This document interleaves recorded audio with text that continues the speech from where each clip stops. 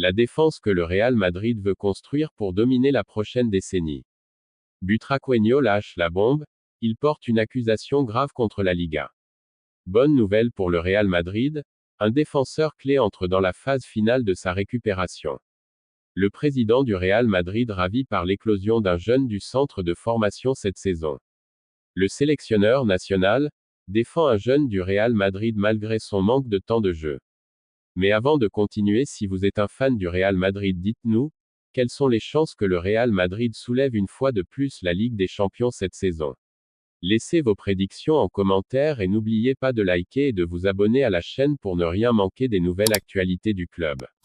Merci pour le soutien. L'équipe merengue a des objectifs clairs pour le mercato. Le Real Madrid est en train de concevoir une restructuration défensive dans le but de former une défense impénétrable pour l'avenir. Le conseil d'administration travaille sur des recrutements stratégiques qui combinent jeunes talents et expérience d'élite, misant sur des joueurs capables d'assurer une solidité défensive pour les années à venir. Avec plusieurs cibles à l'étude, les préparatifs pour le prochain mercato estival promettent des mouvements importants. La défense que le Real Madrid veut construire pour dominer la prochaine décennie. Trent Alexander-Arnold, l'un des renforts les plus en vue sur l'agenda est Trent Alexander-Arnold, qui deviendra agent libre à la fin de son contrat avec Liverpool. À 26 ans, le latéral droit anglais est l'un des joueurs les plus complets à son poste et pourrait prendre le rôle de titulaire sur le flanc droit. Sa vision du jeu, sa qualité de passe et sa capacité à participer à l'attaque en font un recrutement stratégique pour renforcer la distribution du ballon.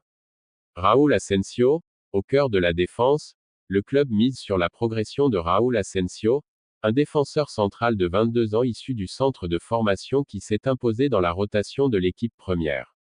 L'idée du Real Madrid est que le jeune défenseur devienne l'un des piliers de la défense dans les années à venir, en tirant parti de sa solidité et de sa lecture du jeu.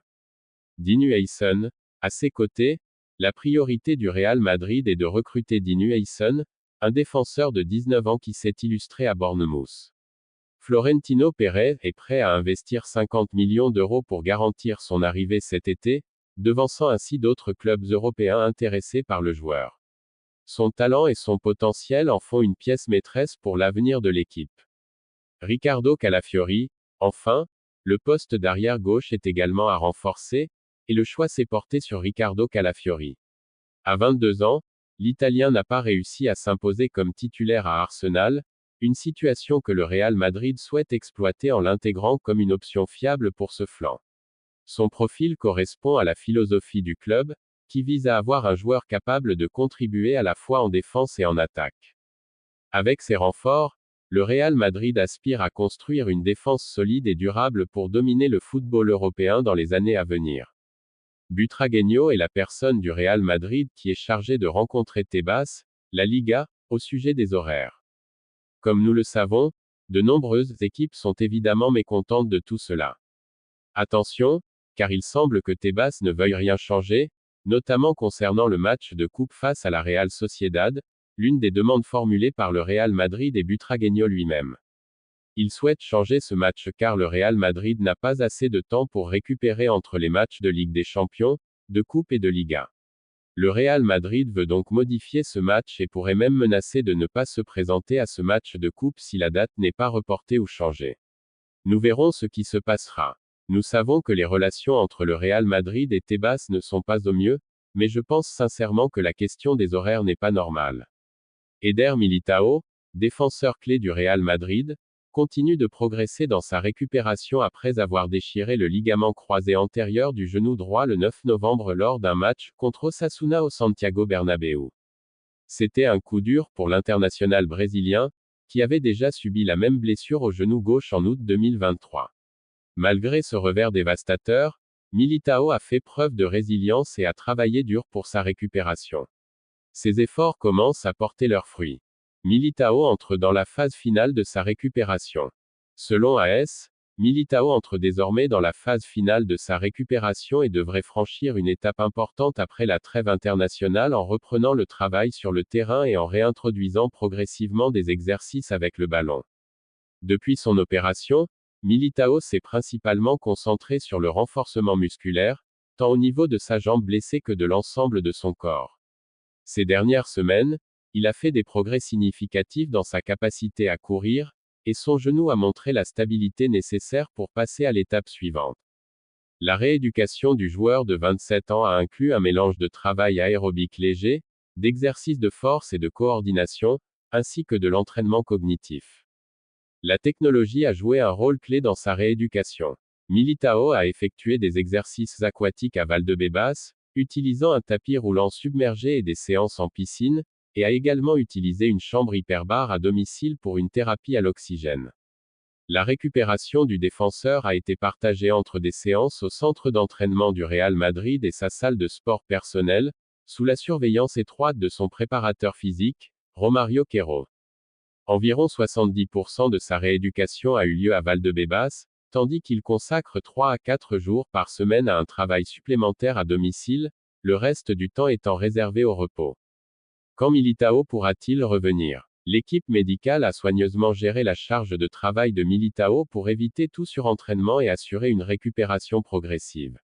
L'aspect mental de sa récupération a été tout aussi important que l'aspect physique. Subir de blessures graves en si peu de temps aurait pu être démoralisant, mais le défenseur a abordé son deuxième processus de rééducation avec positivité et détermination. La question clé reste, quand Militao sera-t-il à nouveau disponible? Son entourage hésite à fixer un calendrier précis, mais le Real Madrid garde espoir. Les champions d'Espagne et d'Europe espèrent réintégrer le défenseur central dans l'effectif pour la dernière ligne droite de la saison, qui s'étend jusqu'à mi-juillet en raison de la Coupe du Monde des clubs. Certaines occurrences au Real Madrid sont considérées comme rares, et l'intégration d'un joueur du centre de formation dans l'équipe première en fait partie. Bien que cela ne devrait pas être si rare pour un club européen d'élite disposant d'une académie prestigieuse, Los Blancos ne se sont généralement pas forgé une réputation de club qui mise sur les jeunes talents. Plusieurs stars sont passées par la Fabrica au fil des ans, mais la plupart finissent par partir pour d'autres équipes de première division une fois qu'ils ont prouvé leur valeur. Très peu, comme Nacho Fernandez, ont réussi à mener une carrière longue et illustre avec l'équipe senior. Le président ravi du dernier succès. Comme le rapporte Fabrizio Romano dans un récent article, Florentino Pérez est très satisfait de la situation de Raúl Asensio et de l'ascension fulgurante qu'il a connue. Le président du club est ravi de voir un joueur du centre de formation percer et prouver sa valeur avec l'équipe première, d'autant plus qu'Asensio s'est imposé comme un titulaire régulier. Le jeune Espagnol, en effet, a été impressionnant en défense pour le Real Madrid ces derniers mois et n'a montré aucun signe de pression, même lors des grandes soirées. La capacité d'Asensio à rester calme et à prendre les bonnes décisions sous pression montre qu'il est un joueur spécial et que le Real Madrid peut envisager de l'intégrer dans ses plans à long terme, c'est pourquoi un nouveau contrat est déjà en préparation. Le jeune joueur est actuellement avec l'Aurora après avoir reçu sa première convocation en équipe nationale espagnole senior et devrait faire ses débuts sous Luis de la Fuente dans les semaines à venir. Il reste à voir si la réaction de Pérez face à la situation d'Asensio ouvrira la voie à d'autres stars de l'académie pour percer dans l'équipe première.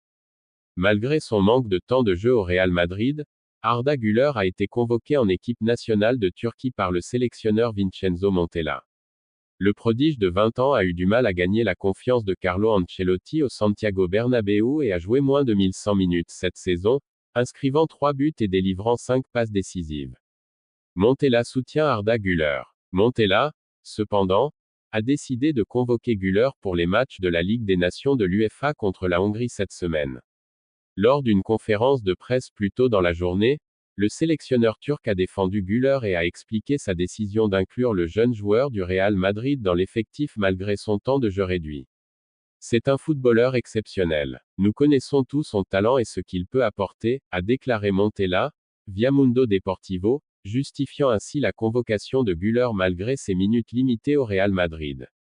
Il est bien connu et généralement accepté que les joueurs ayant un temps de jeu régulier dans leur club sont généralement sélectionnés en équipe nationale. Cependant, nous devons adopter une approche plus compréhensive avec Arda Güler, il ajoute. Comme rapporté plus tôt cette semaine, Montella adopte une approche particulière avec Güler pour l'aider à retrouver confiance. Le jeune joueur manquera le premier match contre la Hongrie en raison d'une suspension, mais devrait être titularisé pour le match retour dans quelques jours. Arda Güler a déjà informé le Real Madrid qu'il ne souhaite pas rester. Arda Güler n'est pas satisfait de sa situation au Real Madrid. Bien qu'il soit arrivé comme l'une des grandes promesses du football européen, le jeune Turc de 20 ans n'a pas eu les opportunités qu'il espérait sous les ordres de Carlo Ancelotti. Sa participation limitée a conduit le milieu offensif à prendre une décision claire: il ne souhaite pas rester au club si son rôle ne change pas. Arda Güler pourrait partir en prêt. Le talent ottoman, qui a débarqué au Santiago Bernabéu avec l'intention de devenir un joueur important, a vu comment le manque de minutes a entravé sa progression. Malgré sa qualité et sa vision du jeu, la concurrence dans l'effectif madrilène a été un obstacle insurmontable. La direction sportive du Real Madrid comprend son mécontentement et envisage des solutions pour éviter qu'il ne stagne. Tout indique que le départ de Güler se fera sous forme de prêt.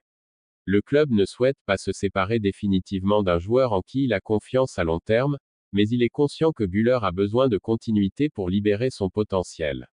Si la situation ne change pas, plusieurs équipes seront attentives pour lui offrir un cadre où il pourra s'épanouir avec plus de temps de jeu. L'avenir du joueur turc pourrait également dépendre du banc du Real Madrid. Si Ancelotti reste en poste, un prêt semble la solution la plus probable.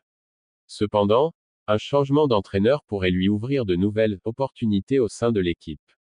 Güler, en attendant, attend une décision qui marquera sa carrière.